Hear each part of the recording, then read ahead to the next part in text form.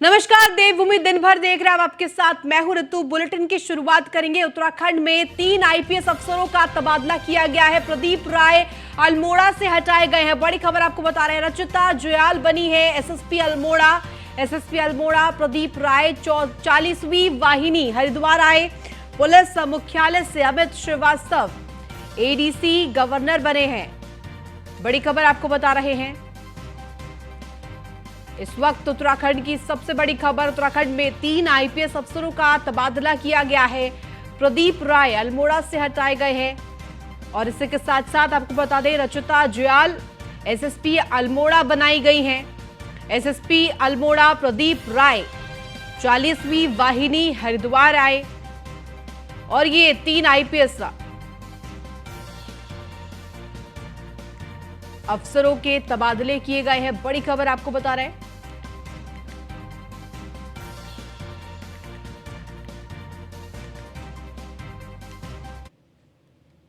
वहीं मुख्यमंत्री पुष्कर सिंह धामी 2 दिवसीय टिहरी जिले के दौरे पर हैं। इस दौरान मुख्यमंत्री पुष्कर सिंह धामी ने टिहरी में करीब 500 करोड़ से अधिक की योजनाओं का शिलान्यास किया, जो टिहरी के विकास में मील का पत्थर साबित होंगी। सीएम ने कुल 45 योजनाओं को लोकार्पण भी किया है और 93 योजनाओं का शिलान्यास किया है। इसके साथ ही मुख्यमंत्री पुष्कर सिंह धामी ने बौराड़ी स्टेडियम में आयोजित राज्य स्तरीय एलीट बॉक्सिंग प्रतियोगिता का भी शुभारंभ किया।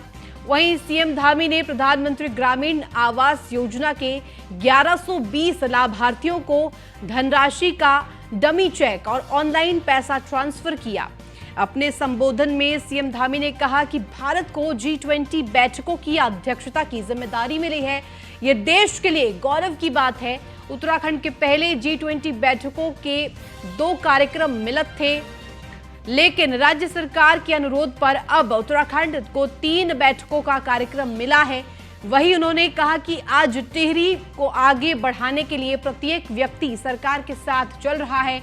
टिहरी क्षेत्र के टीएचडीसी हाइड्रो इंजीनियरिंग कॉलेज को आईआईटी का प्रस्ताव भेजा जाएगा। सीएम ने कहा कि धनौल्टी और घनसाली के लिए मोटर मार्ग के जो प्रस्ताव मिले हैं उसे स्वीकृत दी जाती है। टिहरी जिले के लिए करीब 111 प्रस्ताव मिले हैं, उन पर भी विचार किया जा रहा है। टिहरी में मेडिकल कॉलेज का प्रस्ताव भारत सरकार को भेजा है।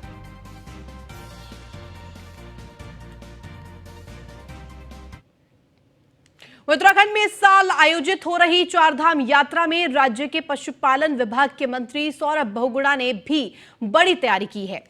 बीते साल यात्रा के दौरान हुई पशुओं की मौत को देखते हुए इस बार पशुओं की बड़े पैमाने पर जांच होने के साथ साथ होगा।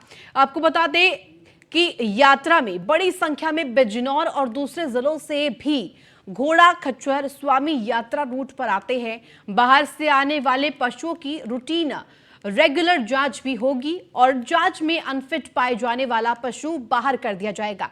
मंत्री सौरभ बहुगुणा कहते हैं कि इस बार प्रयास किया जा रहा है कि राज्य के स्थानीय पशुपालकों को अधिक से अधिक चारधाम यात्रा में सेवा करने का मौका दिया जा सके। जितने भी घोड़े आएंगे, हमारे डीएम ने वहाँ के डीएम को चिट्ठी लिखा है कि उनका ग्लैंडर्स टेस्ट होना ज़रूरी है, क्योंकि ग्लैंडर्स एक बहुत ही गंभीर बीमारी है। अगर एक घोड़े को लगती है तो फिर सारे घोड़े उससे इन्फेक्ट होते हैं और उनकी डेथ होने की चांसेस होती हैं। तो यूपी के जितने भी घोड़े आएंगे उनको ग्लैंडर्स टेस्ट का कंपलसरी होगा उनके लिए। दूसरा, हमने 15 मार्च से जितने भी हमारे उत्तराखंड के गांव हैं जहां पे घोड़े खच्चर मालिक हैं, हम वहां पर एक छोटे छोटे कैंप लगा के उनका रजिस्ट्रेशन अभी से शुरू करेंगे और प्राथमिकता हमारे उत्तराखंड के लोगों को दी जाएगी घोड़े खच्चर के काम में। तीसरा, जो 18 किलोमीटर का ट्रैक है उसमें ऑलरेडी हम हर किलोमीटर पे गर्म पानी की व्यवस्था कर रहे हैं। गीज़र के साथ गर्म पानी की व्यवस्था करी जाएगी ताकि घोड़े को गर्म पानी की व्यवस्था मिल सके। चौथा, हमने एक 20 मेंबर की वहाँ पे टास्क फोर्स बनाई है, जिसमें पीआरडी के जवान हैं, रेवेन्यू के लोग हैं, हमारे पुलिस के लोग होंगे और मेरे विभाग के कुछ लोग होंगे, जिनका काम उस पूरे ट्रैक रूट पे ये देखना है कि कोई भी पशु के साथ क्रूरता नहीं करी जा रही है, उसको आराम करने का, पानी पीने का समय दिया जाए। उत्तराखंड में दायित्वों का इंतजार कर रहे भारतीय जनता पार्टी के कार्यकर्ताओं और नेताओं की मुराद होली से पहले पूरी हो सकती है। पहली सूची होली के पहले आने की पूरी उम्मीद है। शुक्रवार को मुख्यमंत्री पुष्कर सिंह धामी, प्रदेश अध्यक्ष महेंद्र भट्ट, प्रदेश प्रभारी दुष्यंत गौतम के मध्यम दायित्वों को लेकर बैठक हुई और जिसके बाद सूची केंद्र नेतृत्व को भेजी दी गई है। प्रदेश अध्यक्ष महेंद्र भट्ट का कहना है कि हमारा प्रयास कार्यकर्ताओं को होली से पूर्व ही दायित्व की जिम्मेदारी मिल जाए, ये है। वही प्रदेश प्रभारी के पार्टी के खिलाफ बयानबाजी का या काम करने वाले लोगों के बयान पर महेंद्र भट्ट का कहना है कि 3 प्रकार के लोग पार्टी की खिलाफत में काम करते हैं और सभी और पार्टी की पूरी निगाह इस पर कार्रवाई की जाएगी।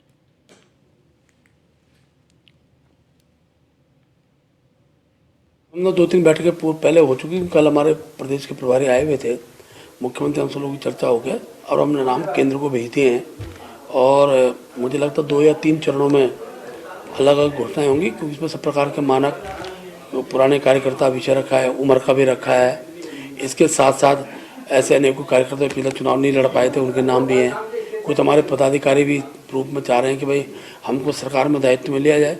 इन सब विषयों की चर्चा हम लोगों ने की। अब जो भी निर्णय है केंद्र द्वारा उसमें लिया जाएगा और हमने आग्रह जरूर किया कि होली तक हमारे दायित्वदारों की पहली सूची ये आ जाए। हमने तो सारी सूची बना के दे दी है ऐसे सभी कार्यकर्ताओं की। अब किसको कौन सा दायित्व देना है, उसमें रूप में किनको पहले देना है, ये अब नेतृत्व तय करेगा, उस हिसाब से चीजें आगे बढ़ेंगी। 3 प्रकार के इसका, एक तो होता है प्रत्यक्ष रूप से पार्टी के खिलाफ चुनाव लड़ा हो, वो पार्टी से बाहर है, उनको भी पार्टी में लेंगे नहीं। ऐसे व्यक्ति जिनके खिलाफ प्रत्याशी ने लिखित में दिया है, वो एक आगामी जो सूची हम पर भी आई थी, हमने कोशिश की कि दायित्वधारी की सूची में इन नामों को से वही पिछले 3 सालों से कोरोना वायरस के खौफ में के साए में जी रहे प्रदेश वासियों को बड़ी राहत मिली है। उत्तराखंड में 100% कोरोना वायरस खत्म हो गया है। पिछले कुछ दिनों से राज्य में ना कोरोना वायरस के मामले आ रहे हैं और जो कोरोना पॉजिटिव थे उनकी रिपोर्ट भी नेगेटिव आई है। ऐसे में राज्य में कोरोना वायरस पूरी तरह से खत्म हो गया है। इसके लिए स्वास्थ्य मंत्री धन सिंह रावत ने प्रधानमंत्री नरेंद्र मोदी और मुख्यमंत्री पुष्कर सिंह धामी का आभार व्यक्त किया। कहा कि प्रधानमंत्री के मार्गदर्शन में राज्य वासियों को वैक्सीन की पहली डोज 100% लगी और दूसरी डोज भी 100% लोगों को लगाई गई, जबकि प्रिकॉशन डोज 30% से ज्यादा लोगों को लग गई है, जिसके चलते ये परिणाम आया है।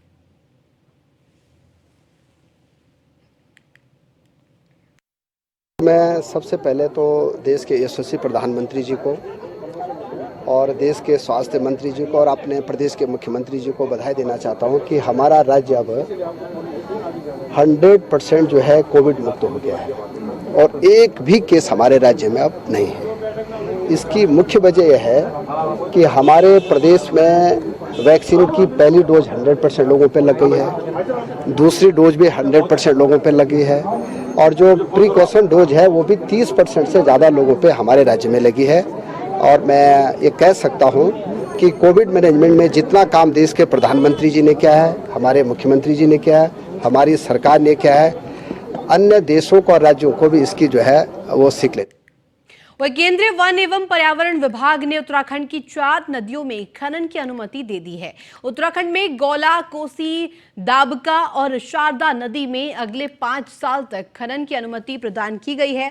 मुख्यमंत्री पुष्कर सिंह धामी कुछ दिनों पहले केंद्रीय वन एवं पर्यावरण मंत्री भूपेंद्र यादव से इस संदर्भ में मिले थे। मुख्यमंत्री ने इन नदियों में खनन की अनुमति को राज्य के राजस्व के लिए महत्वपूर्ण बताया था।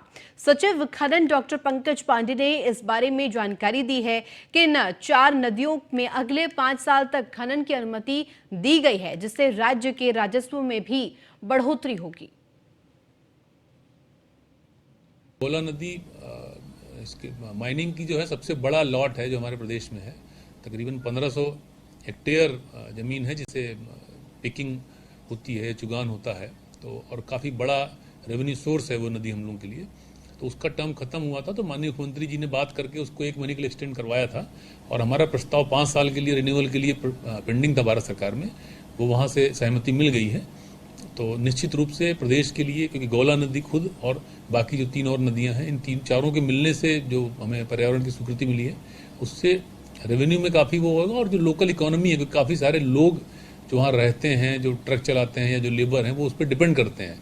तो निश्चित रूप से ये प्रदेश के लिए एक बड़ी सफलता है और राजस्व बढ़ोतरी निश्चित रूप से इसमें होगी। कोला नदी वही विकासनगर के एक निजी स्कूल में पढ़ने वाले 4 साल के बच्चे को स्कूल की टीचर द्वारा बड़ी बेरहमी से पीटने का मामला सामने आया है, जिस पर शिक्षा विभाग स्कूल प्रबंधन के खिलाफ नियमानुसार कार्रवाई की बात कही जा रही है। वहीं स्कूल प्रबंधन ने मामला बढ़ता देख आरोपी स्कूल टीचर को स्कूल से निकाल दिया है। साथ ही स्कूल प्रबंधन ने अपने खर्चे पर बच्चे के इलाज की बात कही है। मामला विकासनगर के बाबूगढ़ में स्थित Vikas valley international junior high school में पढ़ने वाले बच्चे का है। बच्चे के परिजनों का आरोप है कि स्कूल में पढ़ाने वाली एक टीचर ने उनके बच्चे के साथ कुछ रोज पहले भी मारपीट की थी, जिस पर उन्होंने कोई गौर नहीं किया। लेकिन इस बार उसी टीचर द्वारा उनके बच्चे की गलती उनको बताए बिना भी बड़ी बेरहमी से पीटा गया है, जिसके निशान उसके शरीर पर साफ तौर पर देखे जा सकते हैं। उन्होंने कहा हमने तो खाना खिला के बच्चे के टिफिन लगा के मैंने भेज दिया स्कूल। अब किस काहे की तरह मारी मेरे बच्चे के टीचर, काहे के तरह नहीं मारी है तो मुझे तो कुछ पता नहीं है काहे के। बच्चे ने घर पर आकर क्या बताया? कुछ नहीं बताया बच्चे आके, कुछ नहीं बताया। पूछते रह गया जब पैर क्यों सूजा है, क्यों पैर सूजा है, क्या हो गया, कोई किसने मारा, कुछ नहीं बताया हमारे बच्चे ने। क्या बच्चे ने कुछ बताया कि मतलब कोई डराया हो, बच्चों को धमकाया गया हो, स्कूल में घर से जाकर नहीं बताना है? स्कूल में लेके गए कि उनके बच्चे के हमारे पैर में मार रखी मैडम, तो वहाँ बताया बच्चे की तनिया मैडम ने मार रखी मेरे बच्चे। देखिए, जैसे ही हमें इस बारे में पता चला, हमने टीचर को जो है तुरंत टर्मिनेट कर दिया। और इस चीज़ की जो है स्कूल में जो बच्चे के साथ पिटाई हुई, उसकी जिम्मेदारी हम एज अ प्रबंधक लेते हैं। बाकी हमने जो है जो बच्चे का इलाज वगैरह होगा उसकी पूरी जिम्मेदारी जो है स्कूल लेगा। सर, ये क्या टीचर ने कुछ वजह बताई होगी किस लिए मतलब मारपीट की गई है बच्चे के साथ? देखिए, हमने स्कूल में हर टीचर को बोल रखा है कि किसी को भी बच्चे को हाथ नहीं लगाना है, लेकिन हमें ऐसा लगा है क्योंकि लड़की बीएड कर रही है और उसके रोज़ उसके पेपर चल रहे हैं, तो हो सकता है उसने टेंशन बस जो है बच्चे की पिटाई कर दी है। तो अभी टीचर ने क्या माफ़ी मांगी कुछ? हाँ, टीचर ने सबके सामने जो है, पेरेंट्स के सामने है, सबके सामने उसने माफ़ी मांगी है और उसने आगे से इस तरह की चीज़ करने के लिए बोला है कि मैं आगे से ऐसा नहीं करूँगी। सर, ये अभी विकास वैली जूनियर हाई स्कूल का बताया, अभी मेरे संज्ञान में आया है। जो भी वीडियो देखी मैंने तो वास्तव में बड़ी वैसी है, और इस तरह का जो व्यवहार है बच्चों के साथ नहीं होना चाहिए। और जो भी दोषी है अध्यापक या प्रधानाचार्य जांच करेंगे, कार्रवाई करते हैं उसके खिलाफ। तो इसमें जो है टीचर पे जिसने पिटाई की उस पर कार्रवाई होगी या विद्यालय पे कार्रवाई होगी, क्या है इसमें? नहीं, जो दोषी है दोषियों के खिलाफ कार्रवाई होगी सर। क्या कार्रवाई बनती है सर इसमें? अब इसमें यही है कि जो बच्चे के साथ अन्याय हुआ है वो अन्याय नहीं होना चाहिए और उसमें उचित कार्रवाई करेंगे। और बच्चे का क्या नाम है, स्कूल का मामला है, क्या नाम है, हमारा बच्चा स्कूल में गया तो क्या नाम परसों भी पैरों के डंडे पे क्या नाम तले पे मारा था, और फिर उसके बाद अगले दिन भी क्या नाम है स्कूल में हम गए लेने, तो क्या नाम है घर पर लेके आए तो घर में बच्चे ने बताया ही नहीं कि क्या हुआ क्या नहीं। जब हमने उसके कपड़े उतारे तो दोनों पाँव पे डंडे के निशान और बिल्कुल नीले पड़े थे। तो क्या बच्चे ने आपके कुछ ऐसा कुछ बताया कि टीचर ने डराया हो, धमकाया हो कि घर पे नहीं बताना? बिल्कुल डराया है, बोला था बल्कि बच्चे ने कि मैडम ने क्या नाम बताया कि नहीं बताना है। तो क्या आपने स्कूल के प्रिंसिपल से कोई शिकायत वगैरह कुछ की? प्रिंसिपल से वहाँ से कुछ भी नहीं क्या नाम शिकायत है ना कुछ है, बताना चाहिए था मैडम को कि हमने या कुछ गलती होती तो बताना चाहिए था। देहरादून की खबर, जहां देहरादून की दिव्यांग व्हीलचेयर खिलाड़ी होप टेरेसा डेविड ने महज 12 साल की उम्र में दुबई में हुई मैराथन में नया रिकॉर्ड कायम किया है। मैराथन में सबसे यंग दिव्यांग खिलाड़ी होप टेरेसा डेविड ने 4 किलोमीटर की व्हीलचेयर रेस को 35 मिनट में पूरा किया, तो वहीं गुरुग्राम में हुई 3 किलोमीटर की 2 रेसों को 25 मिनट में ही पूरा करके नया रिकॉर्ड कायम किया है।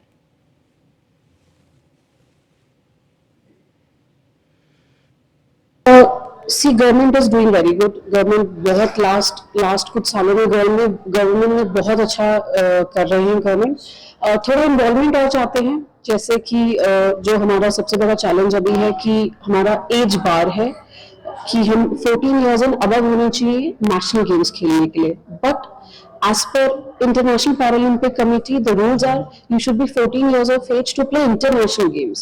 So to be ready to play international games, आपको उससे पहले नेशनल गेम्स खेलने होते हैं। तो आप अगर 14 साल के और इंटरनेशनल खेलने के लिए तैयार हैं, तो उससे पहले आपको नेशनली जो गेम्स खेलने हैं उसके लिए हमें सपोर्ट चाहिए from government, from Paralympic committee की वो हमें वो रिलैक्सेशन दे एक टाइम का, सो दैट हम 10 इयर्स 11 इयर्स से। वहीं सतपुली में 12वीं कक्षा की छात्रा से रेप के आरोपी को पुलिस ने गिरफ्तार कर लिया है। पीड़िता की तहरीर पर राजस्व पुलिस ने पॉक्सो एक्ट में मामला दर्ज किया था, जिसके बाद शुक्रवार को मामला रेगुलर पुलिस को हस्तांतरित किया गया। एसएसपी पौड़ी श्वेता चौबे ने थानाध्यक्ष सतपुली के नेतृत्व में टीम गठित कर तुरंत आरोपी की गिरफ्तारी के निर्देश दिए थे, जिसके बाद पुलिस ने आरोपी रणजीत सिंह को गिरफ्तार कर लिया है।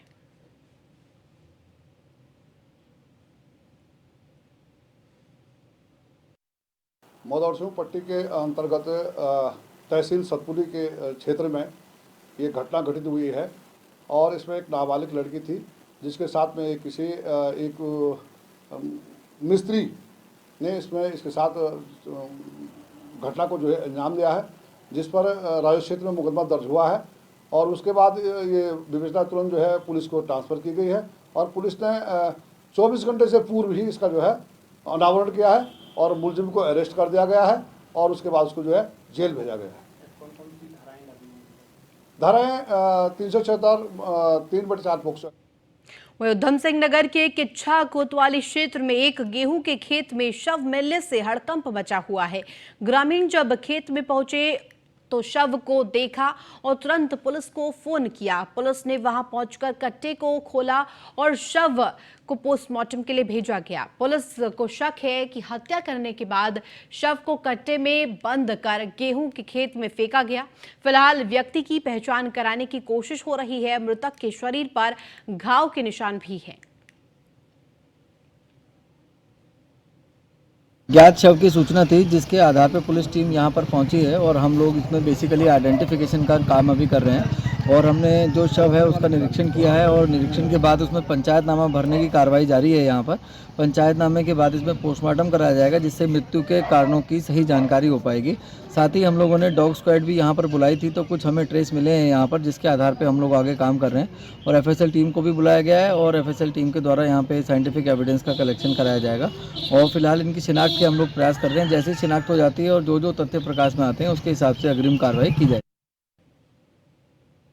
वहीं देवभूमि भैरव सेना संगठन ने हरिद्वार में 1 दिवसीय धरना प्रदर्शन किया। धरना प्रदर्शन करने की वजह मां गंगा के पवित्र जल में जानवरों के मांस और खून का मिलना और अवैध रूप से मांस और शराब की दुकानों का नगर निगम क्षेत्र में चलना है, जिस पर रोक लगाने के लिए देवभूमि भैरव सेना संगठन द्वारा कई वर्षों से संघर्ष चल रहा है, लेकिन अब तक समस्या का कोई हल नहीं निकाला गया है। मांग नहीं माने जाने पर देवभूमि भैरव सेना संगठन ने उग्र आंदोलन की धमकी दी है।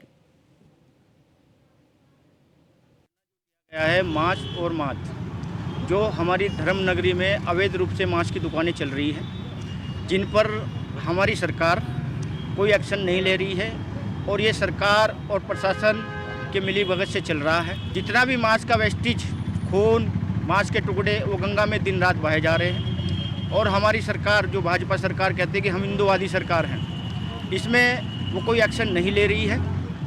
इसके लिए आज देवभूमि भैरव सेना संगठन ने ये धरना यहाँ पर दिया है, सामूहिक धरना। इसकी लड़ाई हम लड़ते आ रहे हैं। हमारे जितने भी कार्यकर्ता है, पदाधिकारी है, इस कार्य के लिए लगे रहेंगे जब तक हरिद्वार को मांस मुक्त नहीं कराया जाएगा। ये हमारी लड़ाई निरंतर चलती रहेगी। तो फिलहाल देवभूमि दिन भर में बस इतना ही। आप देखते रहिए न्यूज़ 1 इंडिया।